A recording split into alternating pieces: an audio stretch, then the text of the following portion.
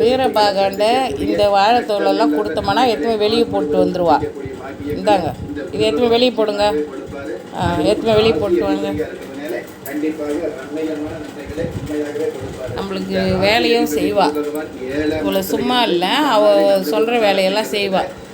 இந்த வீரபாகு இது எத்தனை வெளியே போடுங்க. ஓடியா ஓடியா ஓடியா. எத்தனை வெளியே போட்டுவா.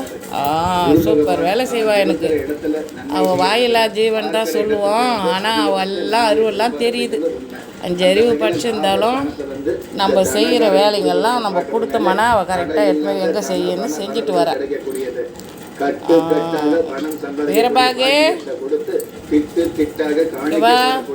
ஒரு வேலை இருக்கு பாரு.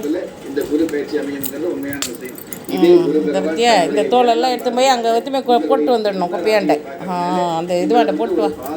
அவ்வளோதான். இது எப்படி நம்ம செய்யலான்றதை நான் கொஞ்சம் க்ளீன் பண்ணுறது காட்டுறேன். நடுப்புற கொஞ்சம் வீரபாகு சாயத்திங்களையும் பார்த்துங்க. நம்ம வீட்லேயே வளர்க்குறேன். நம்ம வீட்டு செல்ல பொண்ணு. அவளை கூப்பிட அவளை வந்து நான் முதல்ல சின்ன குட்டியாக எடுக்கும்போது நான் ஆண் பிள்ளைன்னு எடுத்தேன். ஆனால் அவங்க அப்புறம் வளர்ந்த பிற்பாடு தான் எனக்கு தெரிஞ்சுது அவள் பொம்பளைன்னு. அதனால் நான் வீரபாகுன்னு பேர் வச்சுட்டேன் விளையாட்டா.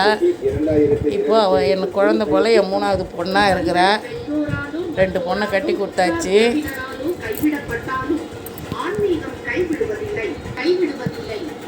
ராஜயோகம் டாக்டர் கே ராம் அவர்களின் 35 வருட ஆன்மீக ஆராய்ச்சியில் தெய்வ பிரசன்ன சாஸ்திரப்படி உருவாக்கப்பட்ட